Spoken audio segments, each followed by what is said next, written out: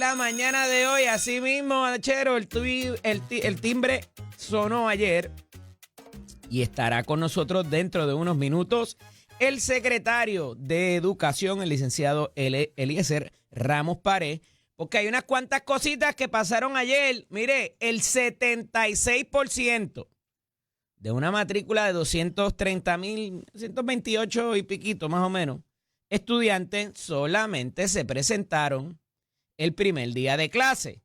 Y hay por lo menos 2 planteles escolares que no estaban listos. Habían dicho, y les dije, es el problema con el olimpismo en las promesas. Habían dicho que iba a ser perfecto el comienzo de clase, este comienzo de clase particularmente. Y al menos en esos 2 planteles, uno en Utuado, el otro en Bayamón, la planta física no estaba en las condiciones, ¿verdad? Para poder comenzar ayer las clases, no se pudo comenzar. Y hubo otros asuntos que tienen que ver también con la educación, como que, por ejemplo, legisladores se movilizaron a 253 escuelas de las 856 que hay a dar unas charlas de motivación y de sana convivencia en la comunidad estudiantil. No pelee conmigo, se los digo siempre, esa es la iniciativa de ellos, sea eso eficaz o no, pero el legislador se movió a atender un problema que a todas luces tenemos. Y si no, usted no está de acuerdo, mire los últimos eventos. Ese de ahí bonito, que voy para allá ya mismo porque hay información nueva. Siguen examinando testimonio y siguen también ocupando evidencias hasta en vehículos y posibles armas utilizadas, armas con ese en plural, en lo que fue el asesinato de Gabriela Nicole Prats, pero también la agresión de otro joven que intentó detener el suceso y de la restricción de la mamá. Y aquí hubo más de una agresión que culminó en esa muerte. Y hay unos elementos adicionales que les destacaba ayer que tienen mucho que ver con el futuro de este caso en la naturaleza criminal y también va a tener otra connotación también para propósitos de la responsabilidad que tuvieron o tienen los padres de esos menores.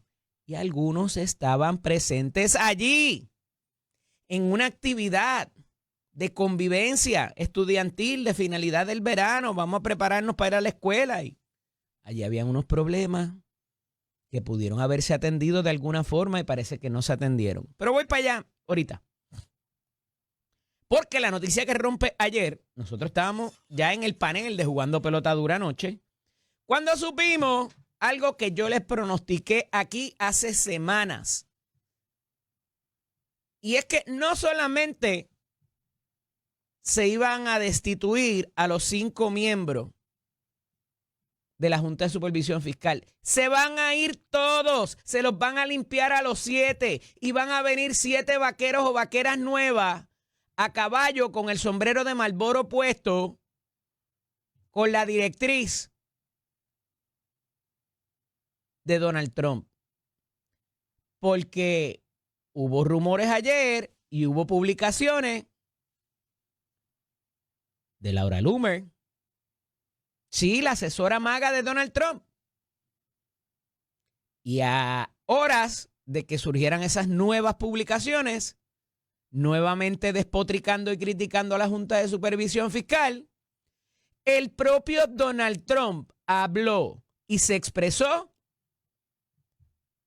y se limpió al 6º miembro que se llama Andrew Biggs, que era de los originales, republicano y experto en el manejo y la reformulación de sistema de retiro y de pensiones. Y ese era el expertise que esa persona tenía para ver cómo se hacía con los sistemas de retiro en Puerto Rico y que no hubiese mucha afección ahí, como por lo menos para los bonos de obligación general y de Cofina no incidieron en las pensiones, no hubo que bajar las pensiones. No obstante, esta persona había sido nombrado por los republicanos, por Donald Trump particularmente. Y les dije que estos dos que quedaron, que eran republicanos, porque se limpiaron a todos los demócratas, pero esos dos que quedaron tampoco hicieron mucha oposición a la agenda demócrata de cómo corría la Junta y sus directores ejecutivos, porque el octavo que se van a limpiar es a Robert Mujica.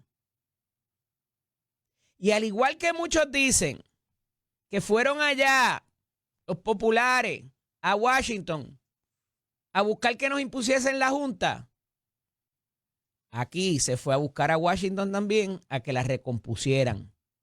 Y que lo que venga, sea bueno, malo, regular, nosotros tuvimos mucho que ver con eso, con la moción de censura del Senado, con las posturas de la gobernadora y de los presidentes de los cuerpos legislativos también.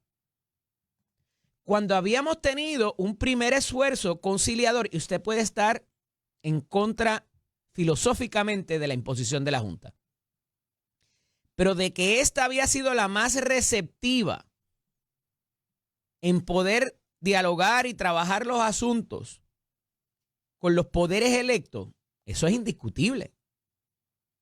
Y esto se había abordado de otra forma, como lo hizo, y siempre les recuerdo, Rafael Tatito Hernández, se sentaba con ellos, pero trataba de reformar la ley promesa, que esa era la estrategia, para tratar de modificar. Eso no se pudo hacer, no se pudo enmendar promesa. La gente que sabe dice que vienen enmiendas a promesa por ahí. Y que la Junta ya hay una agenda para que no dure para siempre. Pero vienen otras cosas en esa mochila que tienen que ver con el sistema eléctrico también. Y que no necesariamente estamos abocados a los 40 chavos por kilovatio hora, que siempre es la referencia que les hago. Porque imagínense, este es el equivalente, los 40 centavos por kilovatio hora. Ahora mismo estamos como a 22, entre 22 y 23. Si busca su factura lo va a ver porque se lo detallan ahí. Ahí le computan todo lo que vale el costo de la compra de combustible y un montón de otras cosas más, los subsidios que se dan. Y a base de eso le dice, usted gastó tantos kilovatios. Y por hora ese kilovatio cuesta tanto. Y ahí le hacen en la... Olvídese de lo que diga de consumo de energía. Eso no cuenta ni para pool ni para banca. Al final, con todos los cargos añadidos, le va a establecer a cuánto el kilovatio hora, a cuántos centavos. Y si nos vamos a 40 centavos, olvídese de la actividad industrial y comercial. Y la residencial, bendito, yo no sé qué vamos a hacer. Pero eso ya está sonando por ahí con bastante contundencia lo que es sistemas de energía nuclear promovidos por la administración Donald Trump. Usted sabe que todo lo que huela a renovable, placas solares, viento, todo eso apesta para esta administración. Esa es la política pública de allá. Y como más allá de que recibimos muchos fondos federales y también tenemos la imposición de promesa y de la Junta, pues tenemos que jugar. Aunque yo le digo, la regla de oro es el dueño del oro, el que pone la regla. Y tenemos que jugar por ahí. Ahí, en ese sentido, esas iniciativas nucleares de energía nuclear pudieran salvarnos de que tengamos que pagar a 40 chavos el kilovatio hora. Mire, 40 centavos el kilovatio hora es equivalente, por ejemplo, un ejemplo sencillo, a que usted pague $1 por el litro de gasolina. Ahora estamos entre 78 y 82, le he visto por ahí, para que hagan una equivalencia, porque ¿quién no echa gasolina? Usted sabe que cuando, ¿verdad? Esos 20 pesitos que ya se convirtieron en 30, casi en 40 para un carro promedio, a menos que usted tenga una troca de esas grandes, pues subiría a 50 o 60 pesos para llenar un tanque. Ese sería el equivalente de lo que pagamos hoy, y si se dispara los precios con el pago de las pensiones de los jubilados y con las mejoras que se pretenden hacer a el sistema eléctrico, si es que no se toca y se accesa el dinero federal que hay para ello o para muchas de las iniciativas. Así que con esta destitución de Andrew Biggs, veremos a ver cuán pronto entonces se pudiera mover esto, porque ya es Donald Trump mismo quien está haciendo las movidas. No está mandando a nadie, no son los congresistas. Pero va a necesitar del Senado. Y el Senado regresa en septiembre. Y nos lo dijo la gobernadora a principios de esta semana. Que ella no contempla que haya, como tal, nombramientos nuevos. Y eso postergaría también, a menos que renuncie antes, Robert Mujica como director ejecutivo. Porque van a traer a alguien que sea el ejecutor, el principal oficial ejecutor de las políticas que vengan nuevas de esos miembros. Y habrá otro tipo de contrataciones probablemente. Pero veremos a ver, porque la información que tengo, y escuchen esto bien, se están llevando a cabo entrevistas aquí y en otros sitios de la nación para ver quiénes van a ser esos miembros. Y hay gente muy activa en esa búsqueda de candidatos idóneos para ciertas políticas, particularmente que tienen que ver con energía. Así que, cuidado si a lo mejor a Chero lo llaman para allá para que vaya a ser miembro de la Junta. Yo creo que él está disponible.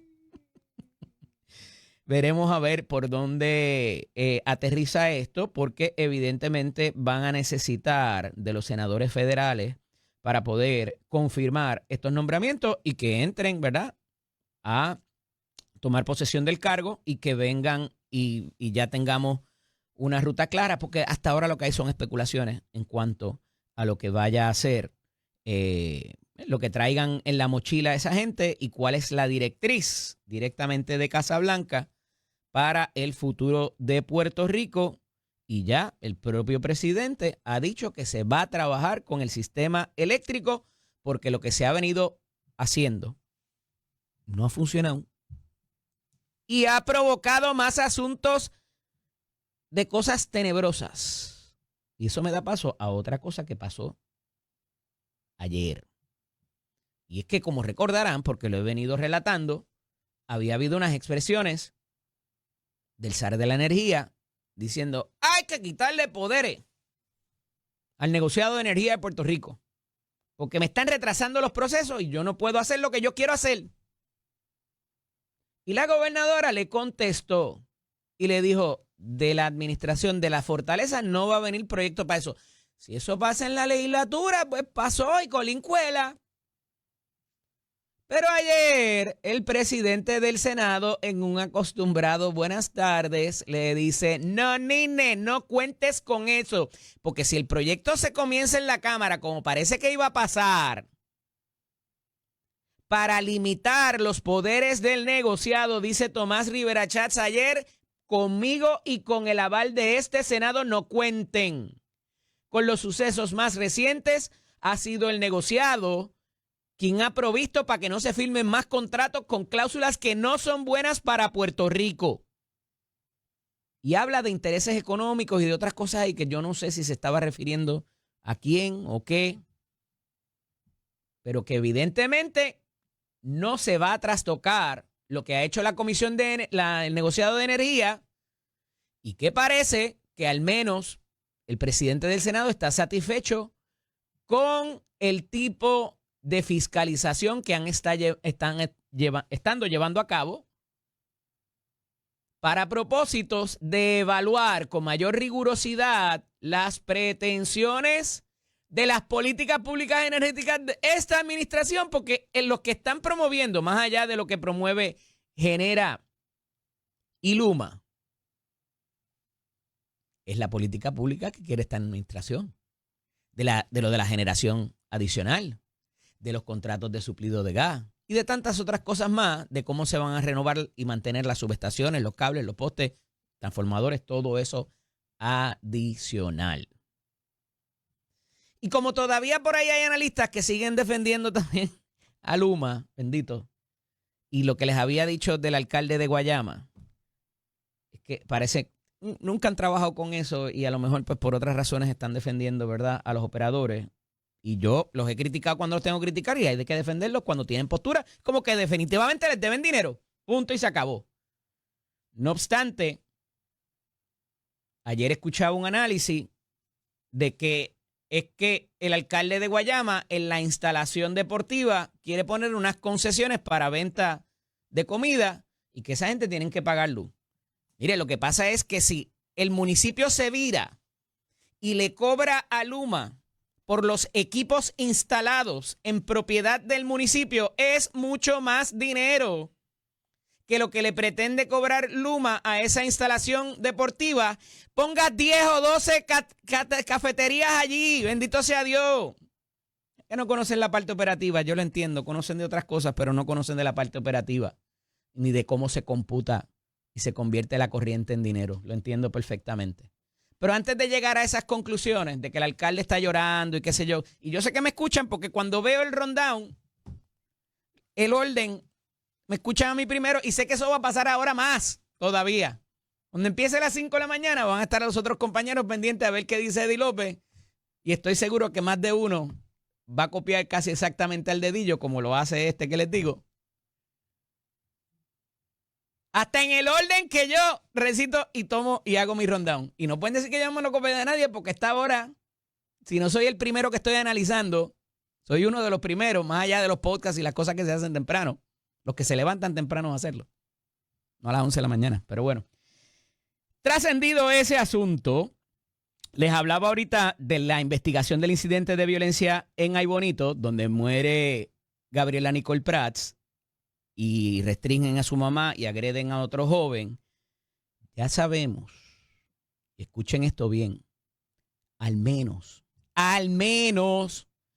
hubo cuatro armas distintas utilizadas en el apuñalamiento de la joven Gabriela Nicole Prats. 4 armas distintas, lo que implicaría que o había alguien con más de un puñal en cada mano o hubo más de una perpetradora de esos asuntos. Y están entrevistando gente en fiscalía, están trabajando con también lo que es la autopsia de la joven para poder establecer responsabilidades con ese en plural. Aquí hubo más de un coautor o coautora, menores de edad. ¿Y dónde se complica esto?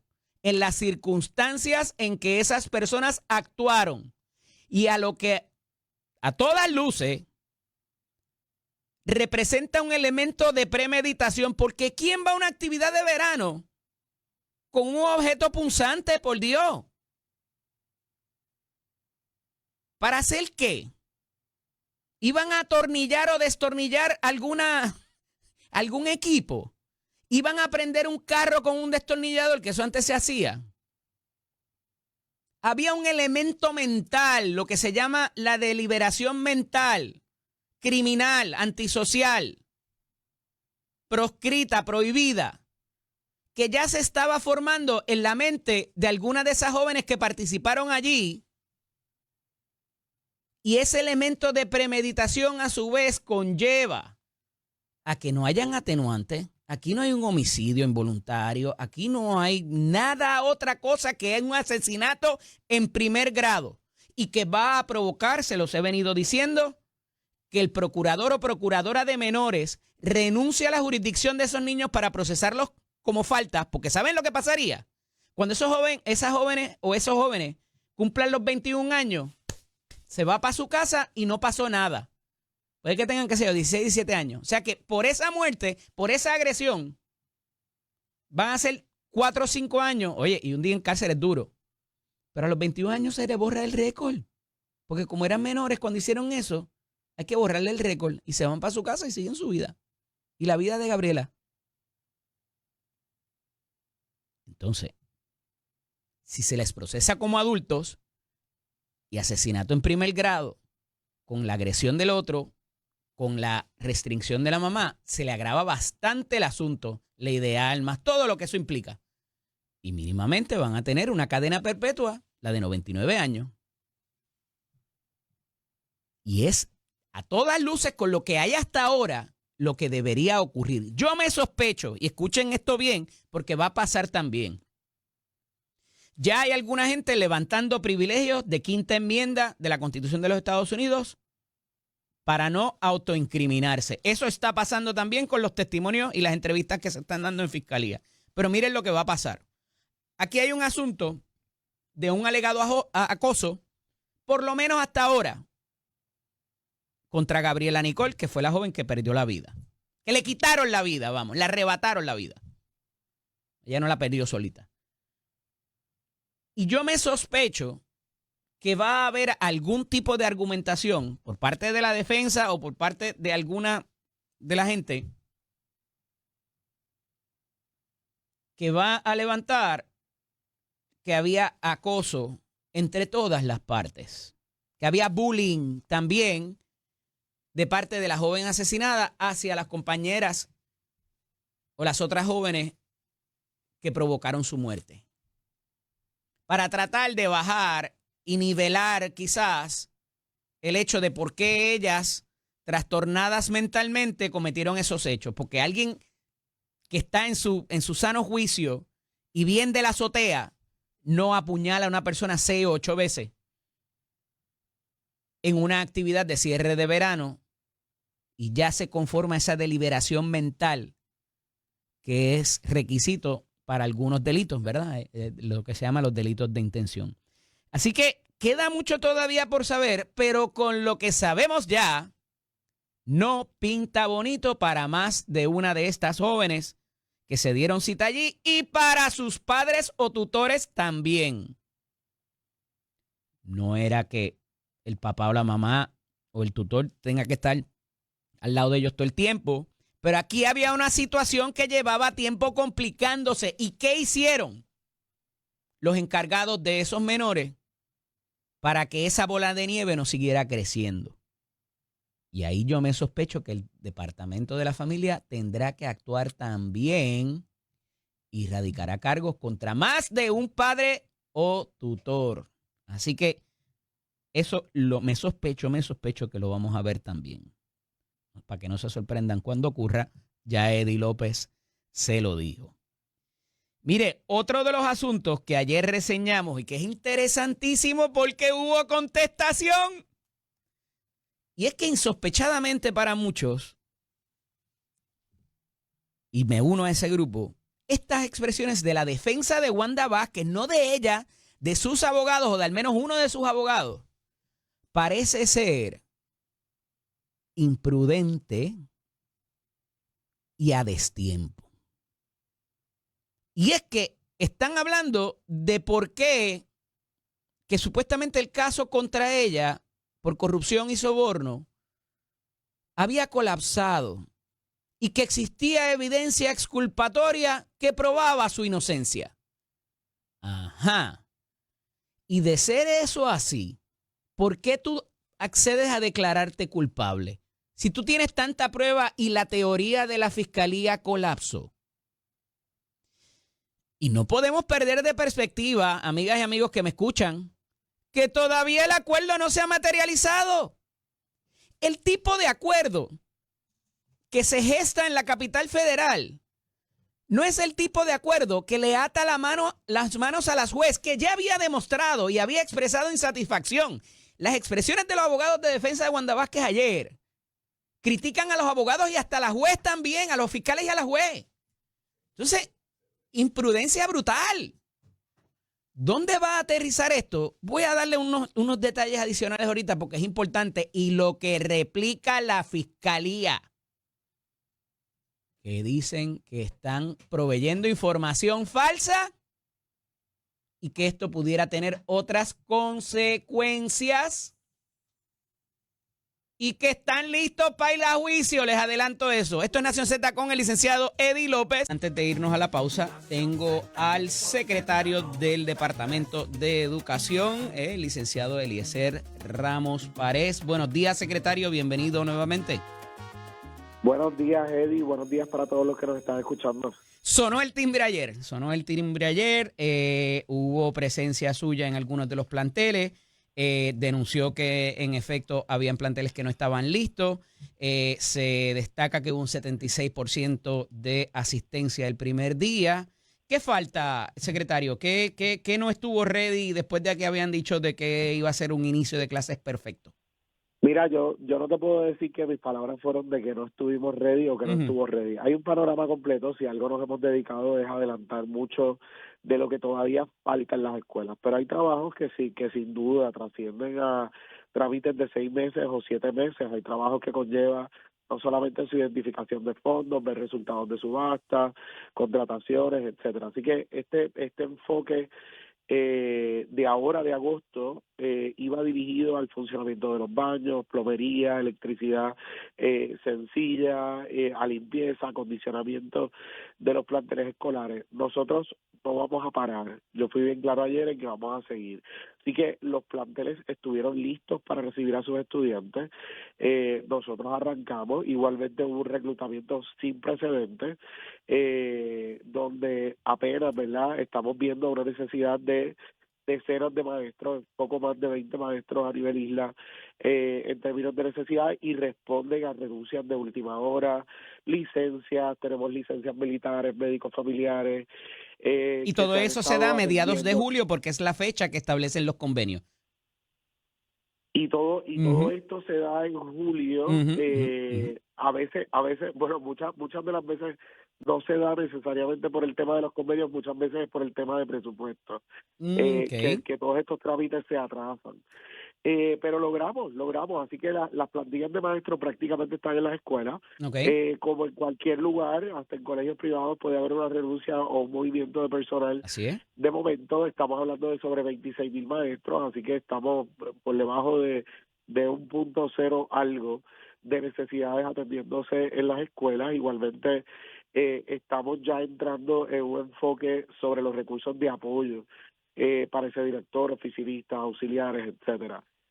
Si en el tema de infraestructura, mira, Eddie, yo he sido claro, el que busca encuentra, el que anda por ahí buscando alguna falla, alguna pequeña necesidad, siempre la va a encontrar porque siempre la va a ver. Estamos hablando de 870 planteles, más de 3,000 edificios que se custodian entre la Autoridad de Edificios Públicos y la Oficina de Mejoramiento de Escuelas Públicas. Nosotros tenemos la radiografía, el que quiera verla la puede ver. Tenemos necesidades de cancha, techos averiados todavía desde el huracán María.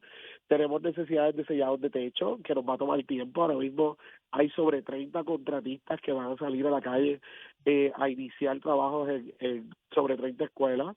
Igualmente, temas de escuelas que queremos pintar y darle ese rejuvenecimiento, ¿verdad?, a lo que es su ambiente. Trabajos de subestaciones que se están contratando en este momento y hay otras que se están calendarizando. Yo tuve 7, me fui de gira a las regiones educativas a hablar con los directores de escuela, a presentar este panorama completo para que supieran que hay un plan de trabajo. Hay escuelas y su reconstrucción va a tomar todavía 2-3 años adicionales, por lo que ya es la experiencia, por lo que leemos, porque hemos visto añadir ciertos elementos burocráticos a los procesos con FEMA. Así que vamos a estar viendo trabajos que van a trascender. Nosotros no vamos a parar. Ya yo le he dicho a los equipos de trabajo que igualmente nos tenemos que preparar para el próximo agosto. Las expectativas van a ser mayores a las de este año. Así que nosotros vamos a empezar a trabajar en las próximas semanas en lo que son los elementos de planificación, de identificación de los fondos y a continuar lo que se inició.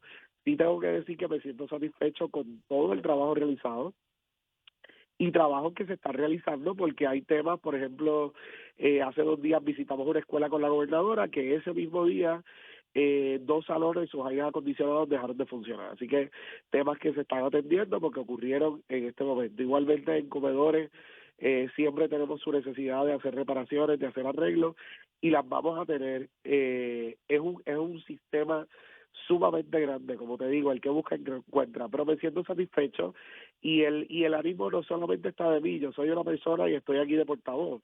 El trabajo lo han estado haciendo cientos y cientos de personas, incluyendo las comunidades escolares. Las escuelas, si algo se vio ayer es que no están solas. Vimos a sus directores, vimos a las facultades, vimos a agencias de gobierno, sobre 200 escuelas adoptadas por agencias de gobierno que estuvieron, y legisladores y jueces. Vimos a la rama judicial también activa en este inicio de curso escolar. Quiero ir para allá dentro de un momento, secretario, y sé que contamos con el tiempo limitado porque tiene otro compromiso, pero el asunto de ya hay un cómputo de cuántos maestros y directores, por ejemplo, faltan, más allá del asunto de la planta física. Sí, esto se tiene. Te estoy hablando de poco más de 20 docentes que nos faltan a nivel 20 isla. maestros. Estamos hablando de esas cuantías y yo creo que va a ser la cuantía que se va a mantener ¿Y los viendo el directores? ritmo de estas transacciones. En términos de directores, hay un reclutamiento de unos 50 directores que se está haciendo por los movimientos que hubo recientemente. Hay directores transitorios que regresaron a la sala de clases, hay directores que fueron nombrados facilitadores, pero cada escuela tiene una persona a cargo, ya sea un superintendente auxiliar o un facilitador. Que era lo que había prometido la son las gobernadora, escuelas. que iba a haber algún elemento de las regiones en caso de que no hubiera un director escolar. Así es, y así está activo en este momento. Hay un componente de Pero, algo que discutíamos anoche y todos estos días en Jugando Pelotadura, secretario, que, ¿verdad? Esta sana convivencia de la comunidad estudiantil evidentemente se está convirtiendo en un problema en más de una región, en más de un pueblo, de un municipio, y el niño símbolo de esto lo vemos en el lamentable suceso de Aybonito. Más allá de estas charlas de motivación y de sana convivencia, ¿qué más plantea hacerse para que estas cosas no escalen como parece haber escalado en este caso? mira, yo creo que Sin quitarle la responsabilidad a los padres, secretario, porque todo el mundo le claro, echa la culpa al gobierno, pero vamos. eso iba a levantar un poco Yo culpo al reggaetón también y al maleanteo, pero eso soy yo. No, y yo Ujú. comparto. Yo creo que el modelaje está en todos lados, Sí. está en la casa, está afuera. Tenemos que tener mucho cuidado, ¿verdad? Aquellos que somos padres, lo que Ujú. hablamos frente a nuestros hijos, cómo decimos, porque eso es lo que ellos van a hacer, ¿verdad? Y van a imitar en los próximos años. Así que el modelaje está en la casa, está en los padres, está en los tíos, está en el abuelo, está en el vecino, pero igualmente en las escuelas. Yo sí creo que las escuelas son elementos de transformación y que nosotros como sistema, sin duda alguna, tenemos una responsabilidad de hacer. No es que tenemos responsabilidad sobre lo que pasa, pero sí tenemos una responsabilidad de hacer. Pero damos De hacer cursos, porque seminarios, ¿qué hay, hacemos? hay, y estamos trabajando, ¿verdad?, dirigidos a cambiar ese reflejo social que tenemos en muchos aspectos. Número uno, el currículo viene a atender todas estas cosas. Nosotros hace unos años hablábamos del currículo de equidad y respeto, que no se ha sustituido. El currículo de emociones es uno adicional que se está trabajando para precisamente trabajar con el manejo de las emociones, con el coraje, con la envidia, con las relaciones Ujú, ujú, ujú. interpersonales, con lo que es el amor, el apasionamiento por las cosas, con todas estas cosas. Y eso es lo que va a estar iniciando ahora en enero, donde ya tenemos guías, ya tenemos módulos como pie forzado para los maestros. Se va a estar trabajando en la sala, en el salón hogar, la llamada hora de salón hogar, Sí. que es una hora a la semana, y estos módulos lo que van a permitir es que haya una discusión en la sala de clases, una identificación de elementos, una identificación de emociones y el manejo adecuado de esas emociones. Todo esto tiene guía para el maestro, tiene estrategias para fomentar esa discusión. Queremos fomentar el pensamiento crítico en nuestros jóvenes y que sean ellos quienes identifiquen esas faltas y esas reacciones. Las escuelas hoy por hoy, desde hace unos años para acá, cuentan con un equipo socioemocional mucho más fortalecido. Estamos hablando de psicólogos en las escuelas, antes no lo había. Igualmente enfermeras en las escuelas que comprenden y tienen una función socioemocional adicional a los consejeros y los trabajadores sociales. La clase y el programa de salud escolar igualmente trabaja dentro de su currículo con parte de lo que es la conducta humana. Así que hay herramientas que están en la escuela. Claro. Claro, no todo puede descansar en la escuela y Ujú. obviamente son herramientas que no nos van a dar resultados de un día para otro. Son herramientas que buscan impactar lo que es cultura, lo que es costumbre. Nuestros niños a lo mejor vienen de hogares no sanos de muchas maneras, enfrentan y ven y viven los efectos del alcoholismo, de la drogadicción, del Y de malos modelos desempleo también en la casa, en el y de entorno malos familiar. modelos. Secretario, sé que tiene, ¿verdad? Cumpliendo con nuestra palabra de poderlo dejar ir. Pero la semana que viene empezamos de nuevo por televisión y estamos a las 5 de la mañana, vamos a estar más temprano, así que lo voy a estar molestando porque quiero hablar de la educación especial y de los dineros esos Vale, 400 y pico millones también que les devolvieron, a ver si se han utilizado y por dónde van los pagos de los terapistas y todas esas cosas. Así que tenemos mucho tema, lo vuelvo a llamar. claro que sí, y hay muchos planes para educación especial, los pagos están al día, están corriendo y, ¿verdad? No vamos a detener por nada del mundo. El programa de educación especial empezó sin mayores contratiempos durante este inicio de curso escolar. Agradecido, secretario, y como siempre, saludos y cariño a la señora que manda en su casa. Se los doy Abrazo. un abrazo. Excelente día, cómo no. El secretario de Educación, Eliezer Ramos Párez, con nosotros aquí, hablando de ese primer día de clase. Achero, el timbre sonó y, ¿verdad? Y nos deja saber también el zar de la energía, nos envía la a él le tocaron el timbre también. Pero nos deja saber el zar de la energía, el ingeniero Josué Colón, que ayer hubo pico de requerimiento. ¿De qué? De generación. Ayer a las 8 de la noche, con el retorno a clase, como la gente está haciendo asignaciones y otras cosas, piqueamos aproximadamente en una necesidad, en un requerimiento de generación de 3.128. Usualmente estamos como en 2.800 y pico, eso provoca relevos de carga porque si la necesidad, la carga que se requiere es más de la que se genera, ya ustedes saben lo que pasa. Deberíamos tener al menos 3.300 generados. Eso, de verdad, pudiera lograrse con esos 800 megas que quieren contratar adicionales, ¿verdad? Sé que a algunos les estoy hablando chino, pero al final del día, ¿verdad? Es lo que se requiere para que el equipo funcione, ¿verdad? Y todo el mundo pueda tener el servicio eléctrico, más allá de si tiene un poste, un cable dañado o lo que sea en la casa, es lo que se genera en las plantas para tirar para allá.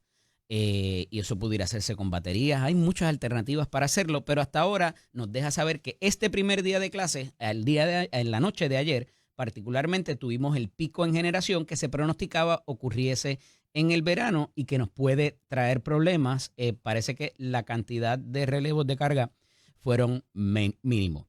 Mire, para concluir la información que les estaba dando ahorita, porque me tuve que ir a la pausa y no pude terminar, les decía que en el caso de la exgobernadora Wanda Vázquez, salen los abogados a dar estas entrevistas y a enviar una moción. Esto se presenta por moción primero al tribunal, estableciendo que el caso de los fiscales había colapsado porque había evidencia que exculpaba a la exgobernadora y a sus dos coacusados.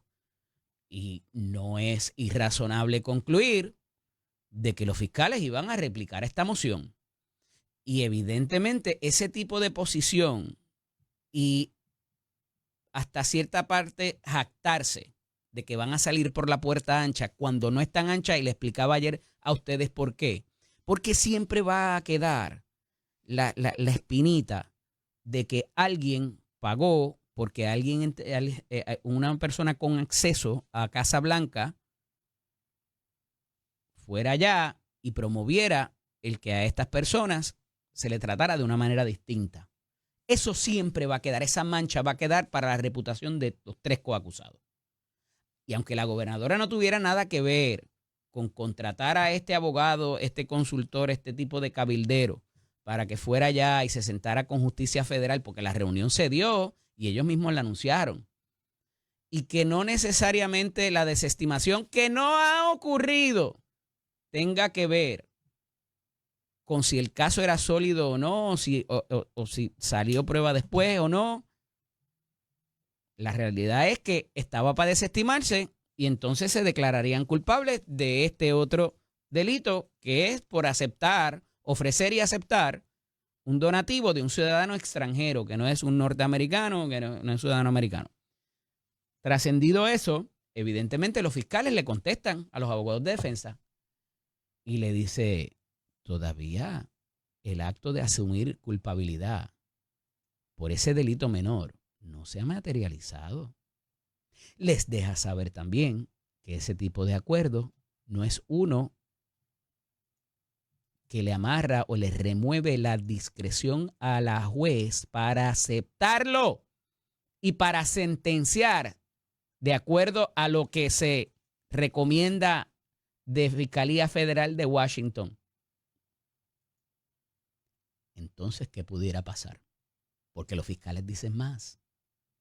Estamos listos para ir a juicio y hay un calendario que todavía no se ha alterado y que las fechas están ahí para el comienzo de juicio. Y esta expresión, a todas luces, imprudente y a destiempo. Y dicen los fiscales que hasta con información falsa pudiera echar por la borda este acuerdo por más conexiones y por más lazos que hayan tenido con la directriz de Justicia Federal de Washington a los fiscales federales de aquí. Y los fiscales federales de aquí de San Juan, Timothy Henwood y también J. Stephen Muldrow, así también como la jueza Silvia Carreño Cole, no están contentitos con que este asunto se despache de esta forma. Y todos se han expresado en entrevistas, en mociones y está contenido en el expediente. ¿Qué va a pasar? Porque todavía no hay fecha para que ellos se paren allí y la juez ya dijo, yo los quiero pajarito aquí de manera presencial, para que vayan allí y se paren y expliquen. Y mínimamente la pregunta que les dejé ahorita, si hay tanta prueba exculpatoria y ellos creen firmemente en la inocencia de esos 3 acusados, que no tuvieron común acuerdo,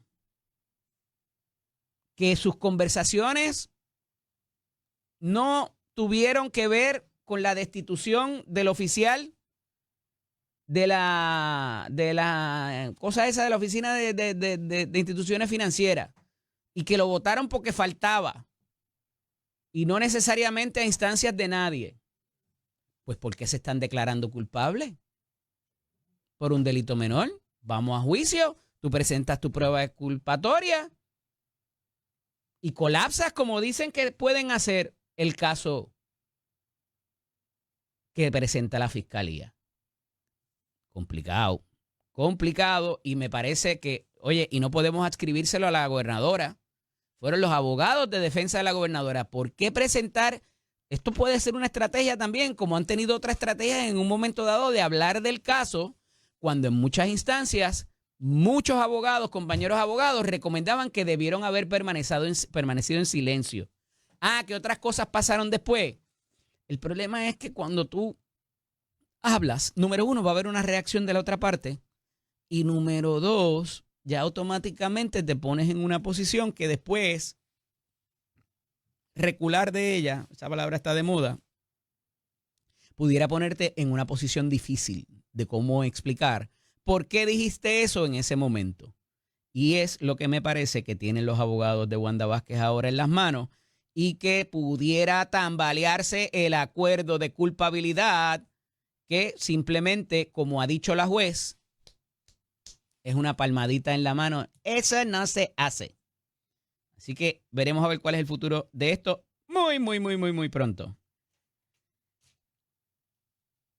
Jorge Navarro Suárez. Georgie. Ayer tuve oportunidad de compartir con él en PR en vivo con los compañeros allá también que me recibieron para anunciarlo del próximo lunes. Que vamos a estar a través de Tele 11 de 5 a 6 de la mañana. Continuamos acá en radio, en redes y en Unimás, que es el 11.2, hasta las 7 de la mañana. Y luego continúa la programación aquí en Z93 con el Hachero y la Mañana Clásica. Pero Georgie presenta una nueva propuesta. Póngase cómodo para que me escuche, porque pudiera parecer controversial y descabellado, pero realmente no lo es. Y ya hay 2, no uno, hay 2 niños símbolos de esta situación que quiere manejar el representante Georgie Navarro Suárez. Y Georgie quiere proteger a la niñez y propone que se corrobore la edad de personas que visiten y accesen sitios o portales cibernéticos que contengan material sexualmente explícito. Miren, los sitios porno. Y que antes de poder entrar y permitir de ver nada allí, haya una corroboración de la identidad de esa persona. Esto no es nuevo. Se viene haciendo en ciertos sites de diversas maneras. El proyecto le adscribe la responsabilidad al negociador de telecomunicaciones y requiere, como se ha hecho en Texas y en Florida, dice el representante, que se valide la identidad de una persona con una identificación del Estado, hecha por el Estado con obviamente, las salvaguardas que tiene eso, de que no sea falso, de que no, ¿verdad? Que sea algo, una réplica o lo que sea, una copia.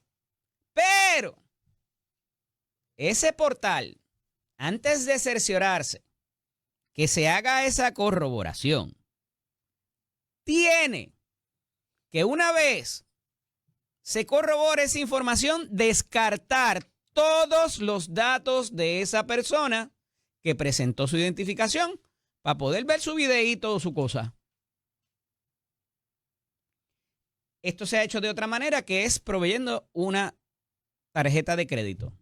Los menores de edad no se supone que tengan tarjeta de crédito o no tengan tarjeta de créditos a sus nombres. Y también provee para que se descarte esa información y no se guarde en los récords. Si dice bien grande, no es que se le va a cobrar nada. Estamos cerciorando que usted es mayor de 18 años para accesar aquí. Hay varias maneras de hacerlo, pero el proyecto promueve de que inclusive entrando información personal y datos que pueden ser utilizados para otras cosas, se tenga que proveer para que se descarte y se asegure el negociado de telecomunicaciones que eso va a ser así. Esto parece ser una prioridad para el legislador y promueve eso. Ahí se los dejo y regresamos ya mismito luego de la pausa y vamos a hablar con uno de los miembros de la Junta de Supervisión Fiscal que vivió y vive aquí para ver cómo él prevé que esto vaya a correr, qué pudiera ser el futuro de desarrollo económico que conoce muy bien y también de la parte de energía, el futuro energético de Puerto Rico con el nombramiento nuevo de la Junta o si se van a ir o qué caramba va a pasar. Esto es Nacioncita con el licenciado Eddie López. Como les prometí antes de irnos a la pausa, está con nosotros un exmiembro, el exmiembro de la Junta, que vivió aquí, es puertorriqueño, le sirvió al país desde otra trinchera. Está con nosotros el ingeniero Antonio Medina. Buenos días, bienvenido, Antonio. Buenos días, un placer estar con ustedes. Antonio, la lectura desde la Junta de Supervisión Fiscal, cuando fuiste miembro, era quizás un poco distinta porque el componente que se le añade a promesa después y que se intentaba traer, pero se le añadió, la realidad es que se le añadió después, del desarrollo económico, industrial y de otras cosas que tenían que venir atados del manejo de la quiebra, pues fue distinto y se le dio ese enfoque, aunque parecería que quedaba rezagado. ¿Me equivoco o va por ahí la cosa? Bueno, quizás importante aclarar que la ley promesa incluye el título 5, que tiene que ver con desarrollo económico desde su creación. Lo que sí sucedió es que por un tiempo, y quizás antes de que yo estuviera en la Junta, no se le dio mucho enfoque. Mi background personal, ¿verdad? Yo fui director ejecutivo de Fomento Industrial. El PRITCO, el famoso PRITCO. El PRITCO, por tanto, mucho de mi enfoque, aparte de, ¿verdad?, reducir la deuda y de negociar los bonos del Estado Libre Asociado, fue retomar el tema de desarrollo industrial y, ¿verdad?, a través de esos esfuerzos contratamos a José Pérez Higuera como coordinador de revitalización y la Junta tiene un enfoque mucho más centrado hoy en día, o tenía, ¿no?, hasta la semana pasada, en desarrollo económico de lo que tuvo quizás por los primeros 4 años. Con estas determinaciones, ¿verdad? Y sabiendo cómo se maneja, decía ahorita que me consta que ya se están haciendo entrevistas a personas de aquí y de afuera. ¿Cómo funciona ese proceso cuando te llaman, cuando te citan, qué te preguntan, cuando están a punto de escogerte? ¿Hay política envuelta? ¿Cómo funciona? Bueno, sí, mira, en mi caso personal, ¿verdad? Te puedo hablar en primera persona. Me llamaron del Congreso. Yo cuando estuve en la administración con Alejandro García Padilla estuve bastante envuelto en la creación de la ley promesa, en trabajar con el Congreso en verdad poner la ley en vigor. Eh, y varios años más tarde, 4 años más tarde, en el 2020 me llamaron del Congreso a preguntarme si estaba interesado en ser parte de la Junta. O sea, fue realmente inicialmente vino de allá el pedido. Ya. Yo lo consulté con mi familia, lo pensé y decidí pasar por el proceso. Fue un proceso altamente confidencial. Muy pocas personas sabían que yo estaba entrevistándome y me entrevistaron en varias oficinas del Congreso, llegando finalmente a la oficina de Nancy Pelosi, que era la Speaker de la Cámara de Representantes, y de ahí me escogen como nominado.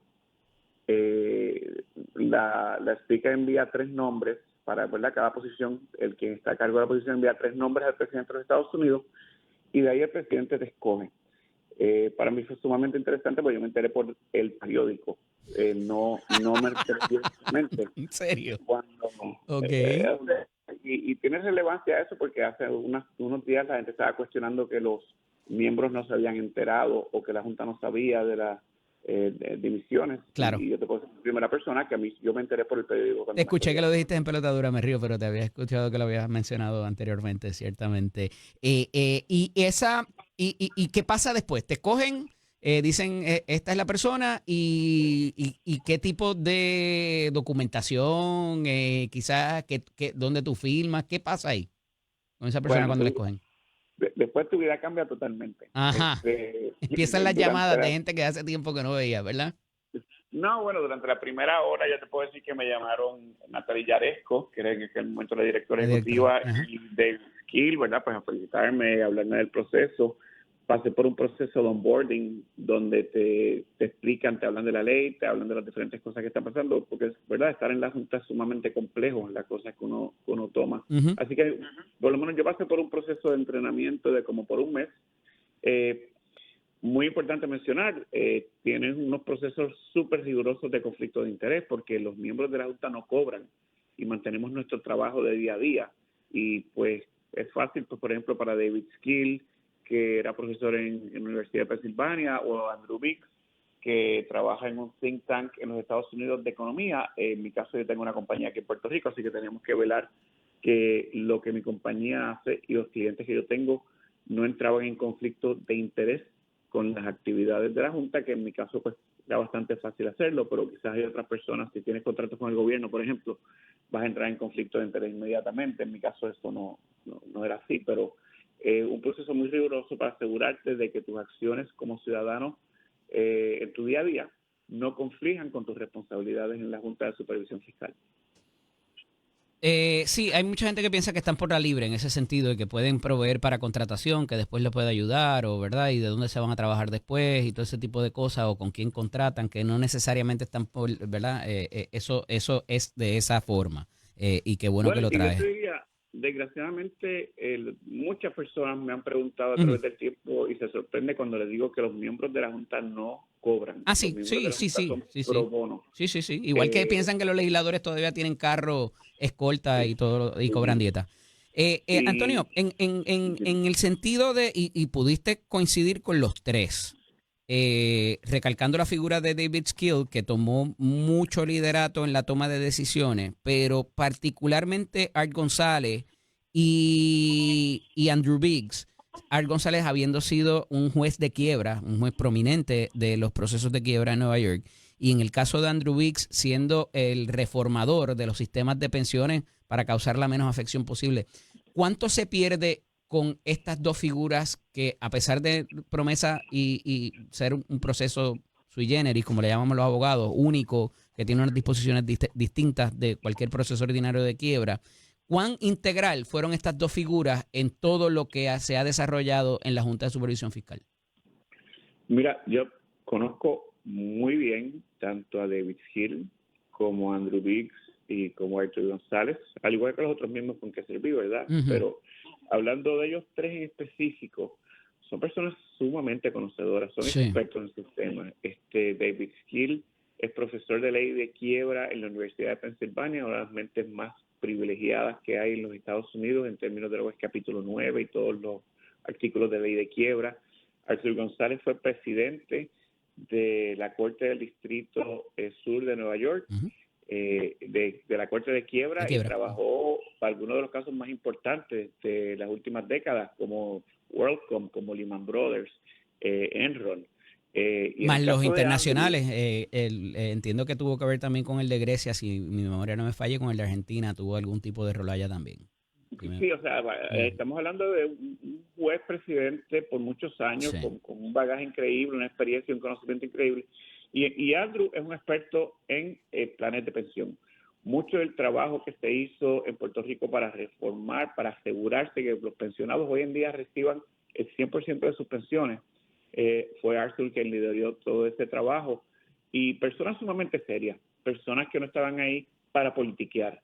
Ahora, no te puedo negar que para llegar a estar en la Junta tienes que tener experiencia y conocimiento de política pública y de saber cómo manejar los temas a nivel de Congreso, porque para empezar, para que te nombren, tienes que trabajar, en mi caso, con el lado demócrata para llegar a una nominación del speaker y después trabajar con el lado republicano para lograr un nombramiento del presidente. Por lo tanto, son personas sumamente conocedoras, suman con muchísima experiencia. Considero que los tres que estamos hablando son personas muy de centro, que aunque David y Andrew son republicanos y Arthur y yo somos demócratas, hablando específicamente de nosotros cuatro, las discusiones eran discusiones técnicas. Muy pocas veces la política entraba directamente en las conversaciones.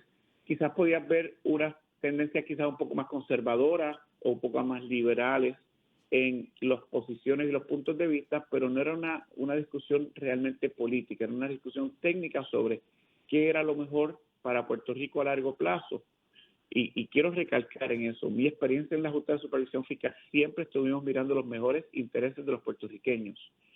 Siempre estábamos pensando, una vez terminaba el análisis técnico, siempre hacíamos la pregunta, ¿y cómo impacta eso al puertorriqueño en la calle?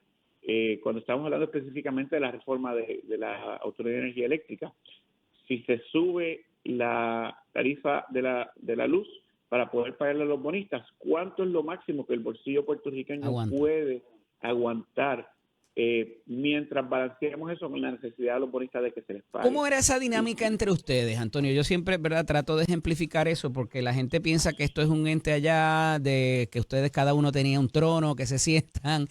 ¿Cómo era la dinámica? ¿Ustedes se hablaban diariamente? ¿Una vez al mes se reunían? ¿Hablaban de otras cosas que no fuera la ley promesa? Y quiero que me digas ahorita, cada uno de ellos, me consta también por conversaciones que he tenido, que tenían críticas a cómo debería enmendar y modificarse inclusive la ley promesa para permitir o no permitir ciertas cosas.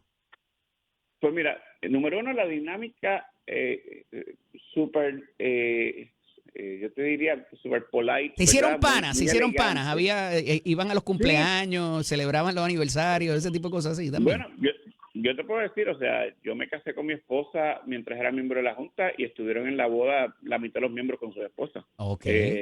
Allí pues, con nosotros, compartiendo, bailando con mi familia. Son personas perfectamente normales, cada uno de ellos, pero personas con mucha experiencia, con mucho conocimiento y con mucho compromiso con Puerto Rico. Nadie se mete en un trabajo, y me preguntaste de la frecuencia, donde teníamos que pasar horas mucho tiempo en nuestro tiempo después de las 5 de la tarde y en fines de semana, porque todo el mundo tenía un trabajo, ¿verdad? Arthur y David son profesores, etcétera.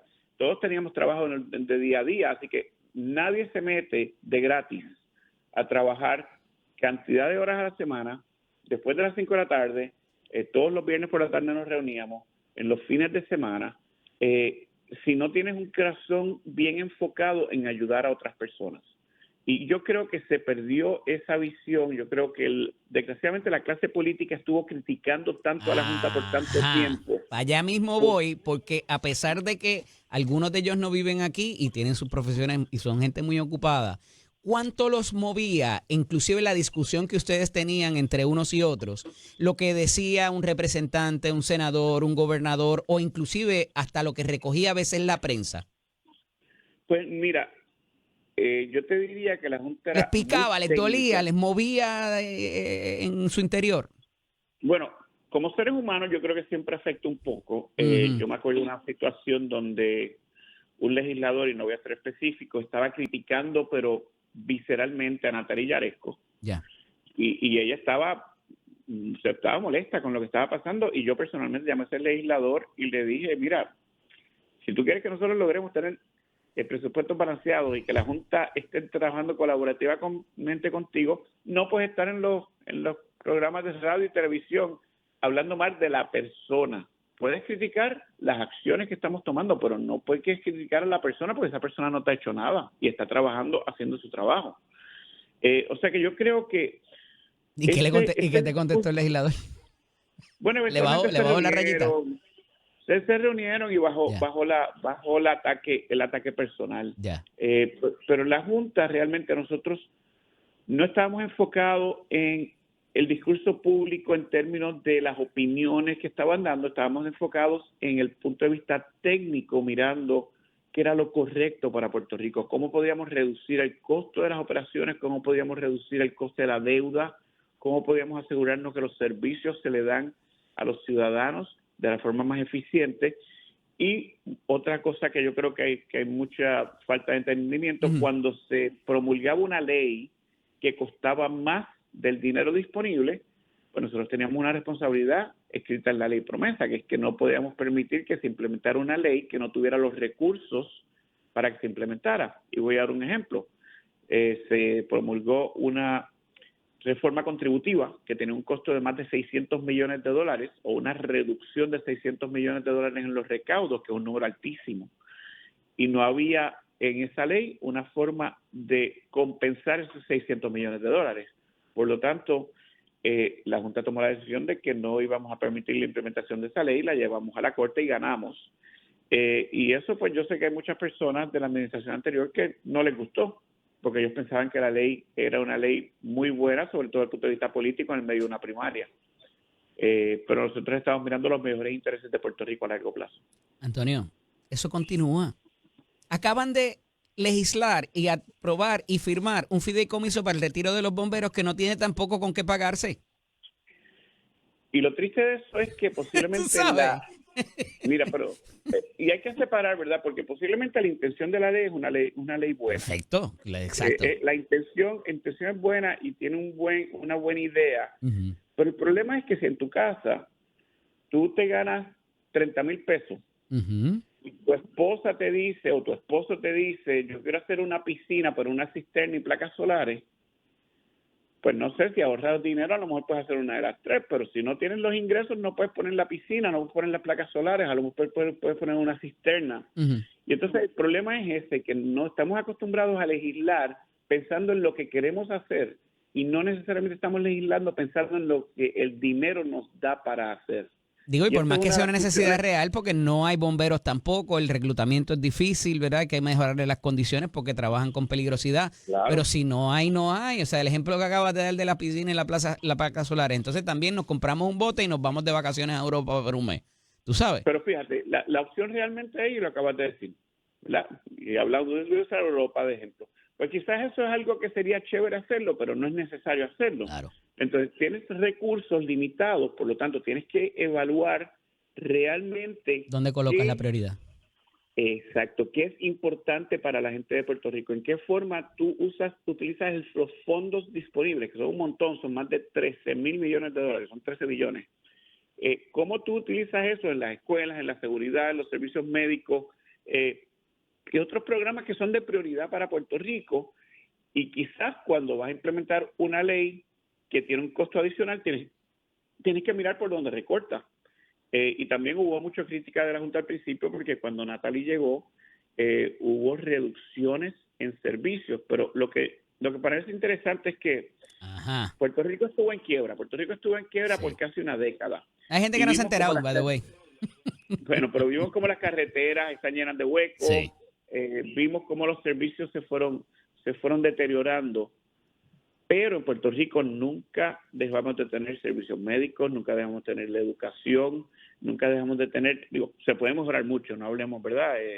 Son temas un poco escabrosos, pero nunca tuvimos que dejar de tener los servicios necesarios y al mismo tiempo logramos proteger las pensiones, logramos añadirle programas de pensiones a los médicos, a los policías, por ejemplo, y ayudarlos en mejorar condiciones de trabajo, condiciones de retiro.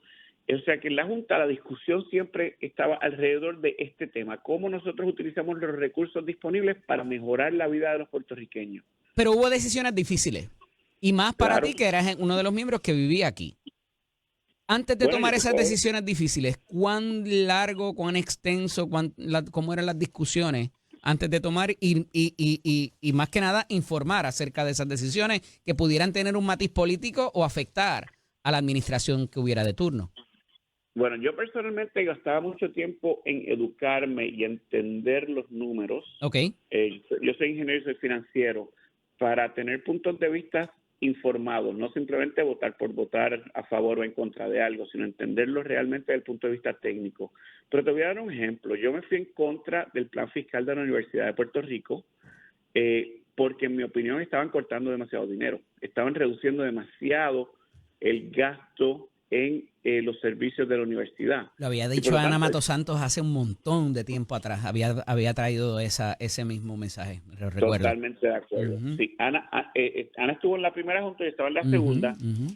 Cuando esto pasó, yo hablé con Arthur y yo le dije a Arthur González, Arthur, yo creo que yo voy a votar en contra del plan fiscal.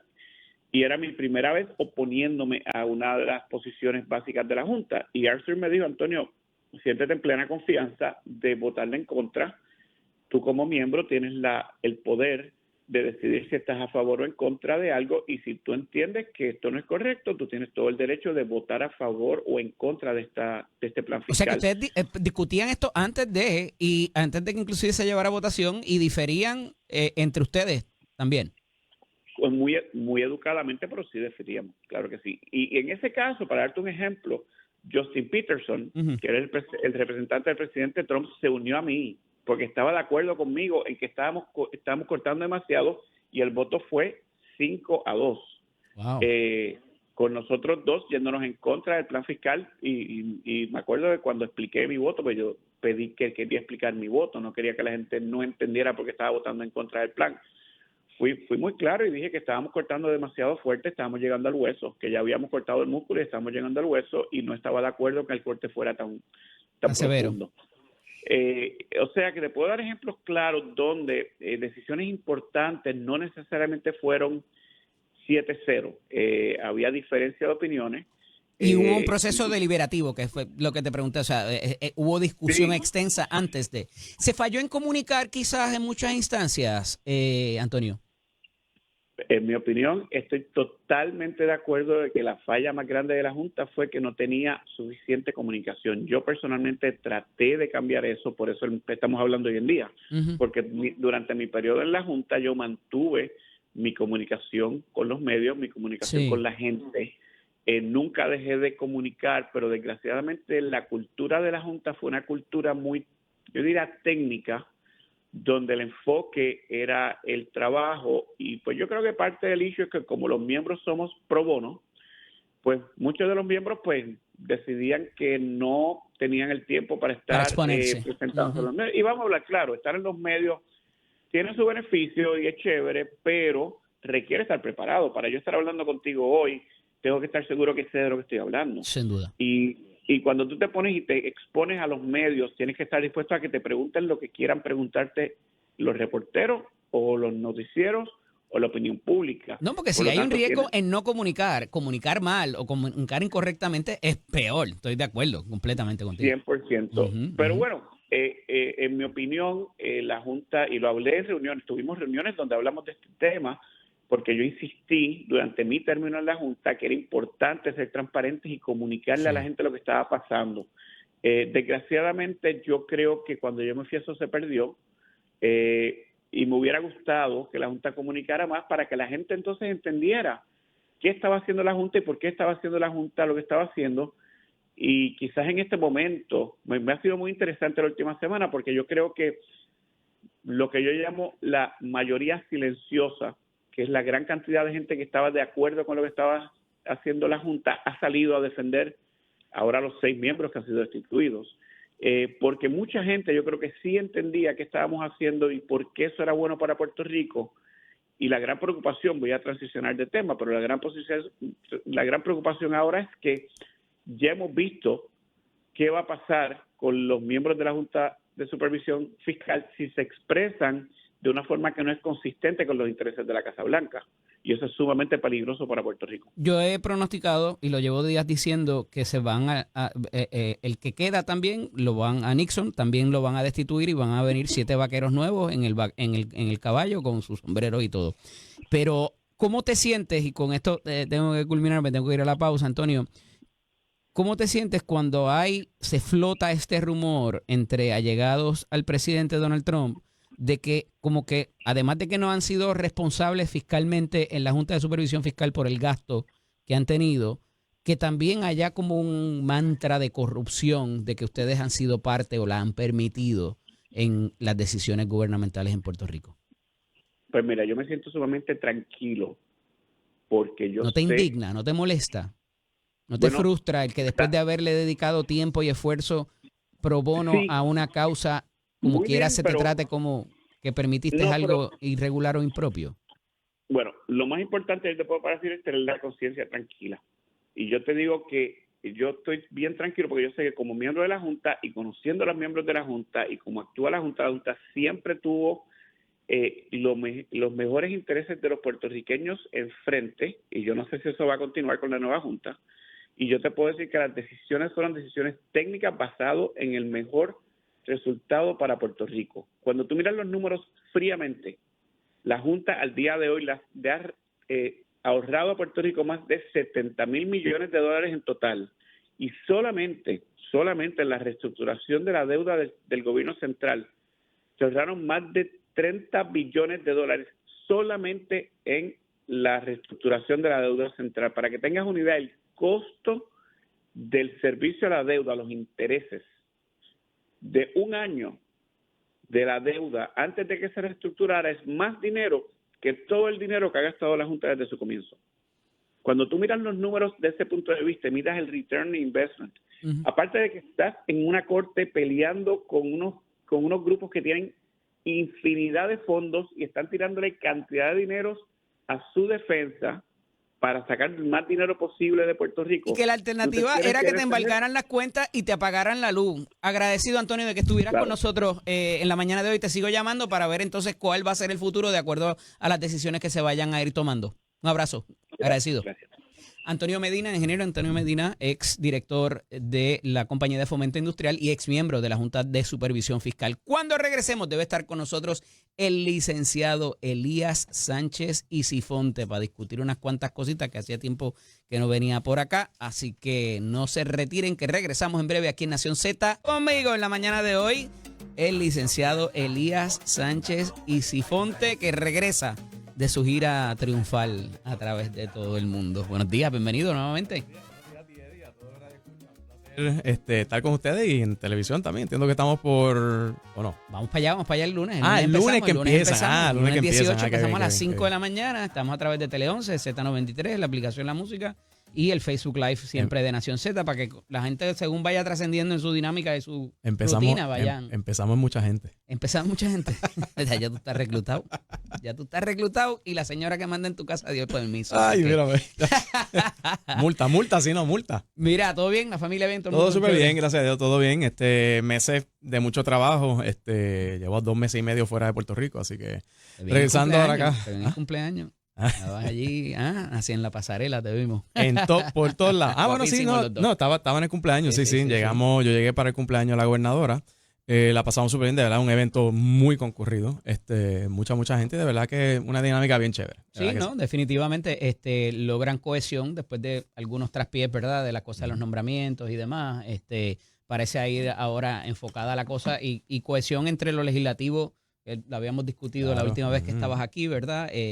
Y que ahora parecen acercarse las políticas, pero recientemente, y antes de que llegara, estaba hablando con Antonio Medina, pasado director ejecutivo de Pritco, pero también miembro de la Junta de Supervisión Fiscal, y de las primeras personas que tuvo que bregar con una Junta de Supervisión Fiscal en su 1.0 fuiste tú. Fui yo fui el primero. Dirigiendo, eras el enviado directo del gobernador en ese momento en la primera junta que hubo. Yo fui miembro de la, o sea, el representante del gobernador es miembro de la Junta. O sea, yo fui miembro de la Junta de Control Fiscal. Ya.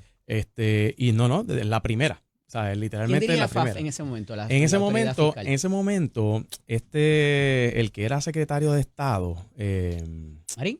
No, bajo Alejandro, bueno, un estaba tipazo. Víctor Suárez. Víctor Suárez, buen tipo, muy bueno y muy. ¿Se quedó dirigiendo a FAF? No. Víctor, cuando llega a la Junta, que fue ya para esos últimos meses antes de las elecciones de Alejandro, Víctor Suárez y Alejandro crean lo que es la FAF, pero lo hacen por una orden ejecutiva. Okay. O sea, crean dentro de la oficina. No era por ley. No era por ley. Crearon una agencia fiscal o una entidad fiscal y Víctor Suárez era el que lo dirigía. ¿Okay? Ese era el primero. Nosotros ganamos y ahí entonces nosotros entramos y nosotros creamos la FAF por ley. Esa legislación yo la trabajé directamente. La creación de la Agencia Fiscal y Asesor Financiero del Gobierno de Puerto Rico. Entonces, en ese momento ahí me nombran a la Junta de Control Fiscal. Y yo fui parte de la primera camada de esa junta, por así decirlo, cuando arrancó realmente a trabajar. Porque incluso en esos últimos meses de Alejandro, la junta realmente no estaba operacional, no tenía staff, no tenía personas, no tenía ni sede. No tenían nada. O sea, y realmente no estaban evaluando nada. Cuando nosotros entramos es que ellos empiezan a apretar, que fue lo que te expliqué la última vez, me acuerdo, que la diferencia más grande es que cuando nosotros entramos, esa junta se montó. Y ahí es que empezaron a apretar y a exigir y a hacer lo que no se había hecho antes. Así que nosotros tuvimos que correr con la bola. Que no necesariamente era lo que decía la ley tampoco. No. Y es que, vamos, qué bueno que traes eso, porque eso es algo que yo quería traerlo aquí. Le iba a forzar el tema si no lo traía. Pero es que realmente cuando tú vienes a ver lo que ha pasado con la Junta, lo que ha ocurrido en estos últimos 9 años, han desvirtuado totalmente la ley promesa. La desvirtuaron. En ningún momento en la mente de un congresista existía que iban a crear este organismo, que iba a montar un aparato paralelo al gobierno de Puerto Rico operacional para evaluar cuánta estupidez y cuánta niñería. Sí, yo sé que por chavo, obviamente. No, la cantidad de que estaban gastando en asesores, consultores para cosas que, como tú dices, nimiedades. $2 billones. Entonces, ¿en qué mente cabe? Y por eso yo digo, de verdad, los miembros de la Junta, todos, los deben votar a todos y los pasados se les debe señalar porque han sido... Yo pienso que el que queda también se lo van a limpiar. Han sido irresponsables, de verdad, han sido irresponsables y lo peor de todo, Eddie, irresponsables y con aires de grandeza. ¿Así? Y con aire no, porque ellos son la Junta, tú sabes. Comportado así. Como si fueran, tú sabes, enviados de Dios. Mira, canto estúpido, tú eres un anormal igual que cualquier otro, ¿sabes? Te educaste en la universidad, yo también. Eres profesional, yo también, ¿sabes? Nos menospreciaban a los puertorriqueños. Totalmente. Y la peor de todas fue Natalie Yaresco, que esa, después que saltó de billete a EY, se fue ahora a guisar con ellos y es empleada de EY. Sí, con Ernst & Young. Después que los hartó de cientos de millones de dólares, entonces agenció tremenda posición con ellos. Esa es la peor de todas. Porque esa es la que iba por ahí hablando de los puertorriqueños, que si los puertorriqueños son corruptos, que si los puertorriqueños son estos, son mal hablando de los puertorriqueños por todos lados para mantener más control. Y después no quería que la criticaran a ella. No, claro, seguro. Pero ¿en qué cabeza cabe? Y esto te lo plantea a ti, Eddie. Ajá. ¿En qué cabeza cabe que tú como congresista vas a decir, mira, Puerto Rico tiene una crisis fiscal, Puerto Rico va para una quiebra, así que vamos a montar esta junta para que gaste $2 billones? Tú sabes, $2 billones que se podían haber usado ¿para qué? Pues fíjate, precisamente para resolver los problemas. Pero me parece injusto un poco ese blanket assessment, ¿verdad? Ese seguimiento o esa conclusión, porque los abogados que bregan con quiebras no son baratos. Pero el gobierno de Puerto Rico los tiene. Ahí llega hasta el punto. ¿Los tiene dónde? En AFAF. Y del pero mismo los contrató también. Tienen que contratarlo a X cantidad. Pues claro, pues tú no puedes duplicarlo. Y a eso lo complico. Eddie, pues entonces, ¿en qué mente cabe tú duplicar los gastos? Pero además de eso, ellos tienen un mandato de ley federal, por más que haya una FAF. Pero a lo que voy es que las disposiciones de promesa son distintas a la de cualquier otro proceso ordinario de quiebra en el mundo. Tienen unas disposiciones que son distintas. Como la moratoria, por ejemplo. No toda quiebra tiene una moratoria. Sí, bueno, pero realmente cuando tú vienes a ver lo que son municipal restructuring es lo mismo. Ajá. No, es exactamente lo mismo. A lo que voy es. ¿Y por qué muchas pensiones las han chavado allá y aquí no salieron tan trasquilados? No, por negociación. No, pero no porque no se podía por el tribunal y por la ley promesa. Claro que se podía. Lo que pasa es que aquí, y por más que no lo quieran reconocer, Ricardo Rosselló fue quien se trancó con el tema de las pensiones. Sí, esa pelea me tocó a mí darla desde el primer año y se dijo no se va a reducir ni una pensión y no se redujo. Natalia Yaresco quería meterle caña y cortarla un 50%. Es un 50%. Sí, vamos a tener filas en diligencia, todo lo que da. Exacto. Y vamos a hablar un poquito de eso, pero al punto que yo iba es, el propósito de una junta es tú ser eso, una junta que de arriba, tú dictas y tú dices, esto es lo que se tiene que hacer y te valido o no te valido algo.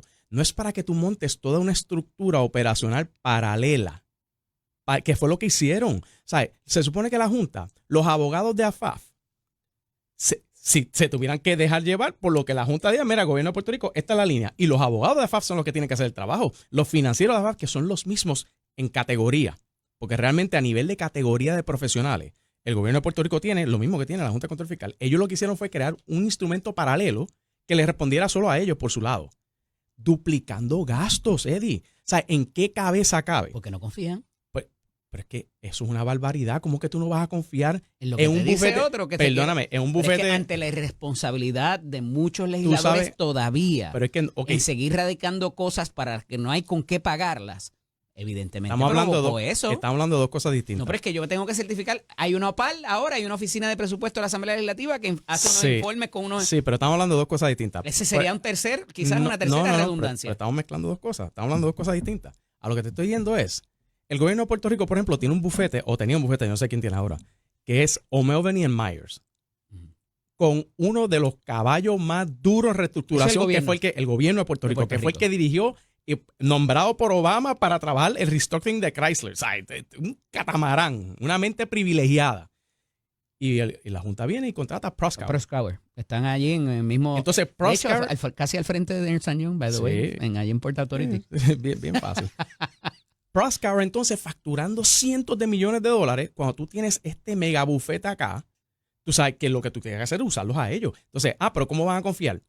Estos son profesionales con licencia, no se la van a jugar. Ni se la va a jugar O'Melveny, ni se la va a jugar los financieros Rothschild que tenía el gobierno de Puerto Rico. No, ellos no se van a jugar que si cámbiame este papel. ¿Sabes? No, ¿sabes? Estos no son políticos, estos son profesionales contratados que tienen su licencia, que tienen su ética de por medio, que se pueden fastidiar ellos. Pero a lo que voy es que en ninguna mente conservadora, yo que soy republicano, a mí me cabría que yo te diga a ti, Eddie, tú tienes un problema, tú estás quebrado, te voy a nombrar a esta junta para que te ayude y te gastó $2 billones. Eso, mi hermano, dame la explicación que tú quieras, no te la compro. No te la compro nunca, no te la voy a comprar nunca. Tú sabes, han sido irresponsables, Eddie. Yo creo que han sido un fracaso total. Y te voy a decir más, del punto de vista de un republicano, pues yo soy republicano. Yo también. De un punto de vista de un republicano, si yo quiero lograr que la isla eche para adelante, ¿ok? Y yo quiero lograr que la isla dependa menos de los Estados Unidos en términos de fondos federales, si yo quiero que vamos a ir reduciendo esa dependencia, pues lo más importante es el desarrollo económico, es el crecimiento económico de la isla. Claro. Es para que la isla pueda subir y aumentar sus riquezas sin necesidad de tantos fondos federales. En los 50, con menos educación formal, había más población y había un incremento de otra cosa. No teníamos males sociales ni maleanteo, pero... Males sociales no. Instrumento de desarrollo económico también. No, pero oye, en los 50 la gente estaba en el campo pasando hambre, muchos se fueron para Estados Unidos. Y aquí empezó un desarrollo con la farmacéutica y se hizo con mucha voluntad. Claro. Eso es lo que falte ahora, no sé. Pero aquí mucha voluntad y también con estructuras que se crearon para que eso pudiera ocurrir.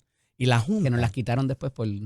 No, las quitaron. Las entregamos. ¿Tú sabes que las entregamos? No, eso, Eddie, por Dios. O sea, ese porque cuento... no nos parecíamos un estado, eso nos diferenciaba de un estado y había que entregarla porque queríamos ser estado pronto. No, el Congreso tenía una política para pública... Los pobres, tú no eres mucho más viejo que yo. El Congreso tenía una política pública de eliminar los tax havens. Esa es la realidad y fue consistente con Puerto Rico, fue consistente con Hawái, fue consistente con todos lados. Que quiere quitarnos la ley 60. Eso es la política pública de ellos. Pero viene aquí a perrear al Choliseo. Pero yo te voy a decir algo, para los que dicen que el PNP entregó la 936, que el PNP fue el que la eliminó, mire mi hermano, Por Dios, no sean tan...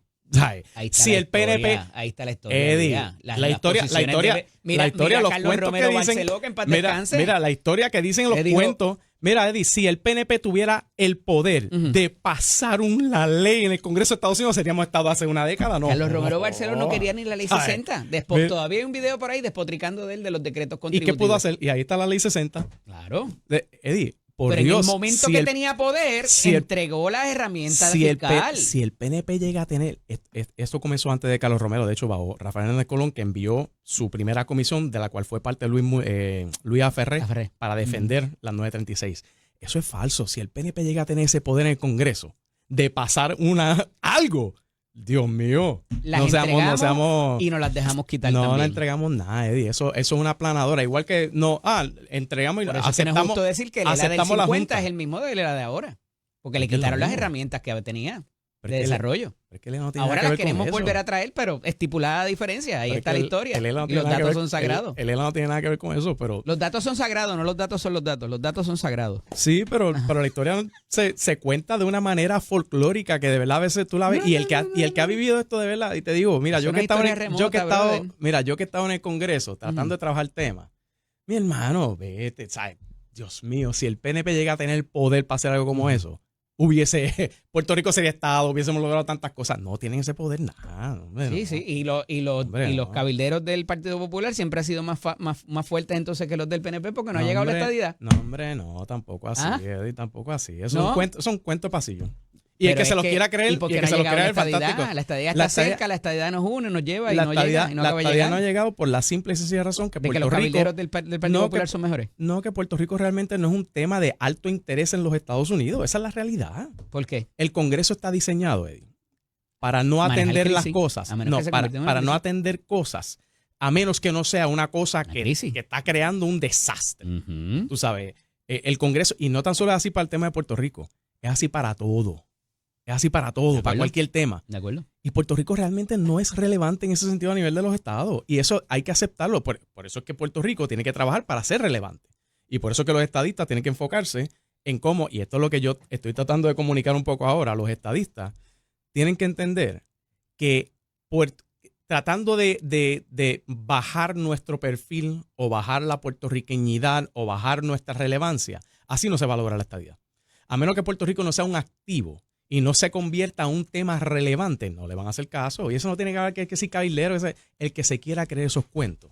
De verdad, mano, que mira, Me que acabas siga de dar la pensando, razón, porque que siga había una cosa que se pensando. llamaba la estadidad es para los pobres. Hicieron camisetas, hicieron bumpers, stickers. Bueno, pero es que Eddie, nada Se quita. equivocaron en ese momento. No, entonces. pero es que nada quita la aspiración del individuo, pero otra cosa es cómo lo logras. No, porque Y no nos se va a íbamos lograr. pobres y no se va a chavaos, lograr- y nos iban a dar la Eddie, estadidad porque les íbamos y a dar no pena. se- Esa y fue no- la agenda. No, Esa es hombre, la historia. no. La estadía para los pobres es sencillamente, Y precisamente, y sigue le- siendo una realidad, Eddie. Y Aquí en Puerto replicaron Rico. con los pobres. Y de hecho, aquí en Puerto que se dejen Rico, si no engañar. llega a ser por los Estados Unidos, los pobres aquí en Puerto Rico Ujú. entenderán lo que es pobreza como en Latinoamérica. O sea, como esa, la de, esa es- y como la de Mississippi y Alabama también. esa- que son no, estados. muchacho, pero no se compara jamás en la Ah, vida. no. Cuando un ingreso per cápita es 45, 50 mil anuales, no es lo mismo. En Eddie. Mississippi, ¿estás No, seguro? no, sí, yo estoy bien seguro. Sí, estoy bien seguro. Sí. Sí.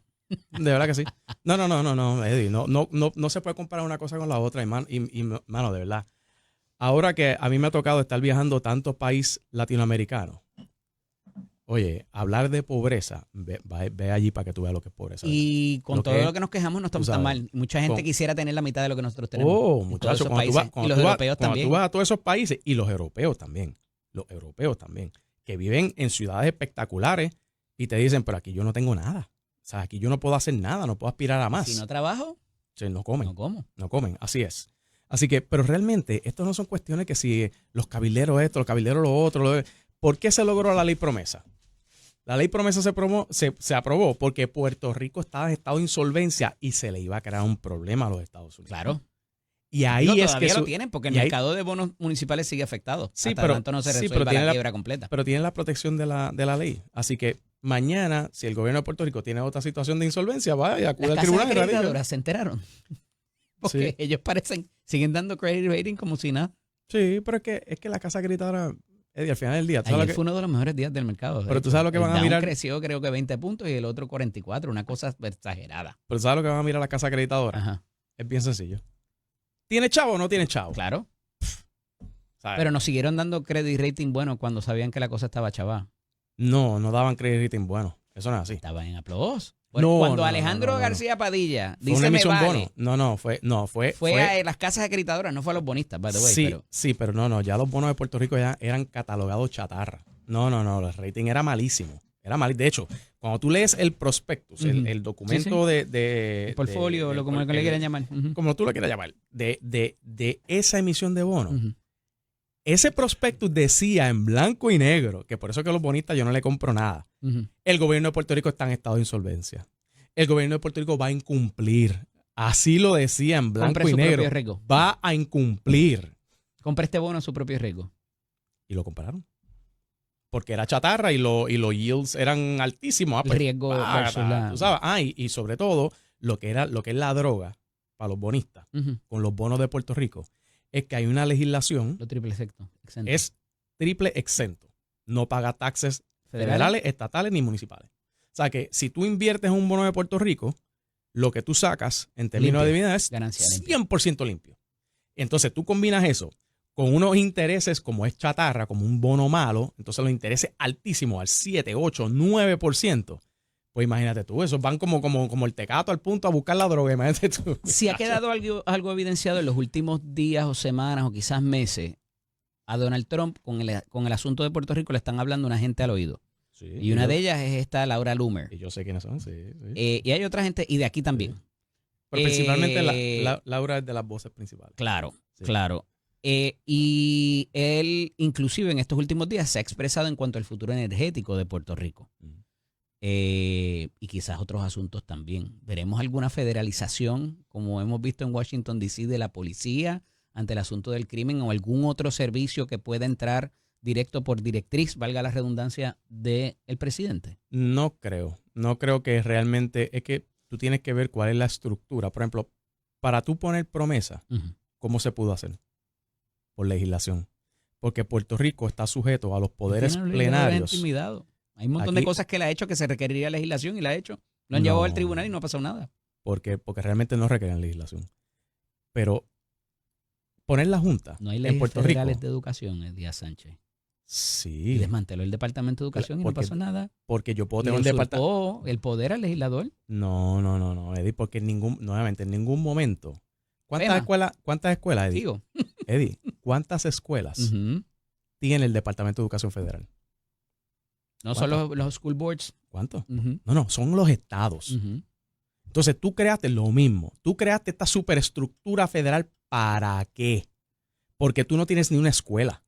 Esos chavos deberían estar en los estados. Eso es lo que está haciendo Trump. Entonces, él no eliminó el Departamento de Educación. Lo que pasa es que no tiene por qué ser tan grande. ¿Sabes quién debe recibir ese dinero? Los alcaldes. Y los alcaldes deben hacer eso. Pero ahí te estoy dando el ejemplo más claro que te está explicando. Eso no tiene nada que ver.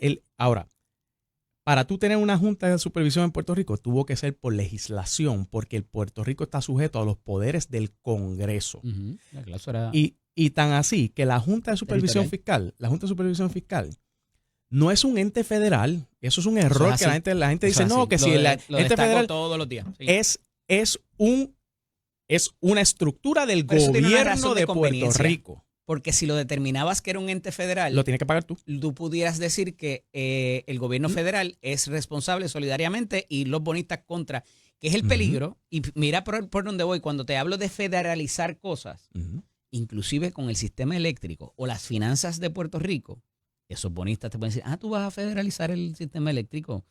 La Comisión Federal de Energía va a tomar control de esto. Pues yo te incluyo en la demanda ahora y voy detrás de ti para que me respondas por mi creencia. Lo que pasa es que ahí tú tienes lo que es y aquí a veces se confunden los roles.